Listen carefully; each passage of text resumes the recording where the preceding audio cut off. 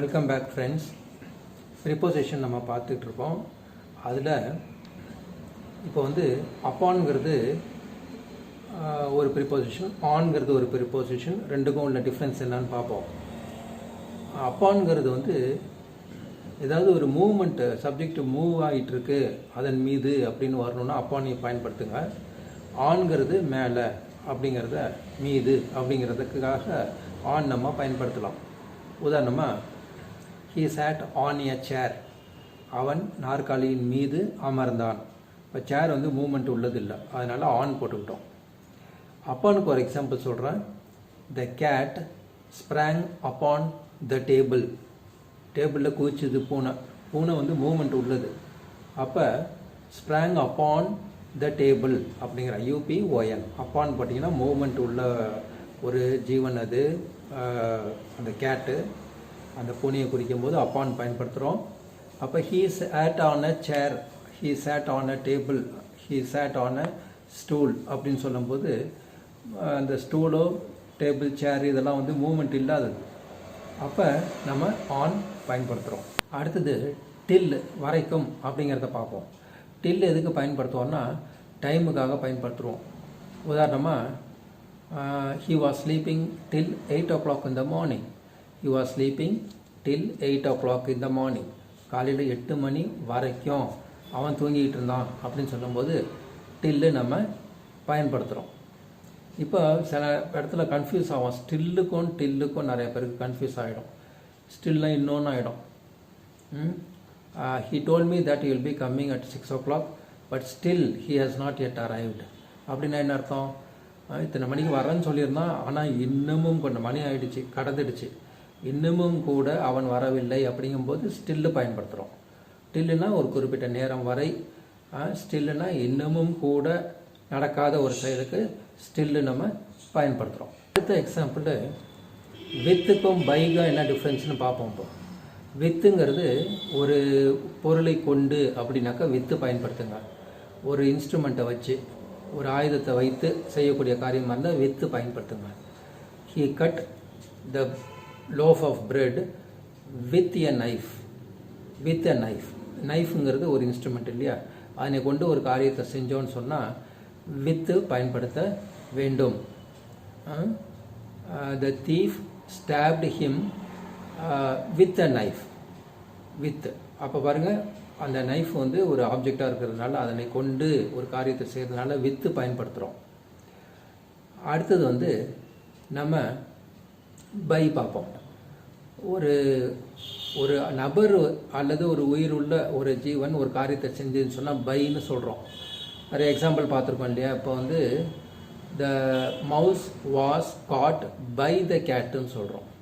இப்போ கேட்டுங்கிறது ஒரு பொருள் கிடையாது, அதனால் பையிங்க பயன்படுத்துகிறோம்.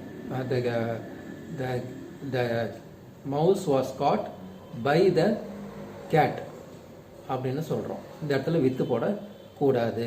அடுத்த முக்கியமான ப்ரிப்போசிஷன் வந்து சின்ஸுங்கிறத நம்ம அடிக்கடி பயன்படுத்துவோம். அது முதல், இது முதல், அந்த நாள் முதல், அந்த தேதி முதல், ஒரு particular point of time, from a particular point of டைம்னா அதை மட்டும்தான் சின்ஸு பயன்படுத்த வேண்டும், வேறு இடத்துல பயன்படுத்த வேண்டாம். சின்ஸை போட்டிங்கன்னா நிச்சயமாக நேரத்தை குறிப்பிட வேண்டும், எது முதல் அப்படின்னு. they were waiting since this morning. they were waiting since 6 o'clock in the morning. அப்போ இந்த இடத்துல பார்த்தீங்கன்னா ஒரு குறிப்பிட்ட பீரியட் ஆஃப் டைம் நம்ம குறிப்பிடுறோம். 6 AM ஒரு பர்டிகுலர் டைம் இல்லையா.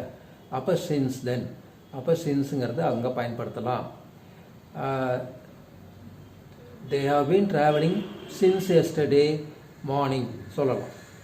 நேற்று காலை முதல் அவர்கள் பயணம் செய்து கொண்டே இருக்கிறார்கள். நேற்று காலைங்கிறது ஒரு பாயிண்ட் ஆஃப் டைம்னு எடுத்துக்கிட்டோம்னு சொன்னால் சின்ஸு பயன்படுத்தலாம். சின்ஸ் மாதிரி ஃப்ரம்முக்கு வந்து ஒரு சப்ஸ்டியூட்டாக பயன்படுத்தலாம். ஆனால் சின்ஸுக்கு சப்ஸ்டியூட்டு ஃப்ரம்மு கிடையாது. தேவர் வெயிட்டிங் ஃப்ரம் 9 o'clock அப்படின்னு சொன்னால் 9 மணி முதல் காத்து கொண்டு இருந்தார்கள். இது ஃப்ரம் வந்து எல்லா டென்ஸுக்கும் பயன்படும், சின்ஸ் எல்லா டென்ஸ்லேயும் ஒரே மாதிரியாக பயன்படுத்த முடியாது. இதுதான் ஒரே டிஃப்ரென்ஸ். இது நம்ம பார்க்க போகிறது வந்து பிசைடுக்கும் பிசைட்ஸுக்கும் உள்ள டிஃப்ரென்ஸ் பார்த்துருக்கோம் ஏற்கனவே. ஒருத்தர் ரிவ்யூ பண்ணுறா, முக்கியமானது தான் இதுவும். பிசைடுனா அருகாம் பக்கத்தில். பிசைட்ஸ்னால் மேலும். He was sitting beside me, எனது அருகில் எனக்கு பக்கத்தில் அவன் உட்காந்துருந்தான். He was sitting beside me. பிசைட்ஸ்னால் மேலும்னு சொல்லலாம். I am having a golden ring besides a diamond ring. என்கிட்ட ஒரு தங்க மோதிரம் இருக்குது, மேலும் ஒரு வைர மோதிரம் இருக்குது. அப்போ பிசைட்ஸ்னால் மேலும், அதிகால, கூடுதலாக அப்படிங்கும்போது பிசைட்ஸ் பயன்படுத்த வேண்டும். பிசைடுக்கும் பிசைட்ஸுக்கும் டிஃப்ரென்ஸ் இருக்குது, நோட் பண்ணிங்க, தப்பாக பயன்படுத்திடக்கூடாது. டிப்பு நான் உங்களுக்கு கொடுக்க விரும்புகிறது என்னன்னு கேட்டால் ஃப்ரம் டூவும் எப்போதுமே ஃப்ரம் போட்டிங்கன்னா எப்போதும் டூ போடுறது நல்லது. ஃப்ரம் இருந்ததுன்னா ஆட்டோமேட்டிக்காக டூ இருக்கணும். இப்போ மேரேஜ் டைம்லாம் பார்ப்பீங்க, இத்தனை மணி முதல் இத்தனை மணி வரைன்னு போடுவாங்க இல்லையா. முதலுக்கு ஃப்ரம்மும் டூவும். From 9 AM to 10 o'clock in the morning. அப்போ ஃப்ரம் ஒரு இடத்துலேருந்து டு இன்னொரு இடத்துக்கு. அப்போ ஃப்ரம் கடலூர் டு சென்னை, ஒரு இடத்துலேருந்து இன்னொரு இடத்துக்கு அப்படின்னு சொல்லும்போது ஃப்ரம்மு டூ பயன்படுத்துகிறோம். ஃப்ரம் ஒரு இடத்துலேருந்து டு ஒரு இடத்துக்கு, அந்த இக்குக்கு தான் டூ பயன்படுத்துகிறோம். ஃப்ரம்னா ஒரு இடத்தில் இருந்து அப்படிங்கிறதுக்கு ஃப்ரம்மு பயன்படுத்துகிறோம். டைமு குறிப்பிடும் போது ஃப்ரம்மு குறிப்பிட்டா டூ குறிப்பிடாமல் இருக்கக்கூடாது. அடுத்தது நம்ம பார்க்க போகிறது வந்து பிட்வீனுக்கும் அமங்குக்கும் உள்ள டிஃப்ரென்ஸ் என்னன்னு ப்ரிப்போசிஷனில் பார்ப்போம். பிட்வீன்னாக்கா ரெண்டு பேருக்கு மத்தியில்னாக்கா பிட்வீன் பயன்படுத்துங்க. there is no difference of opinion between you and me. உனக்கு எனக்கும் மத்தியில் எந்த விதமான கருத்து வேறுபாடும் கிடையாது அப்படின்னா பிட்வீன் பயன்படுத்துங்க. ரெண்டுக்கு மத்தியில், ரெண்டு பொருளுக்கு மத்தியில், ரெண்டு ஊருக்கு மத்தியில்னா பிட்வீன்.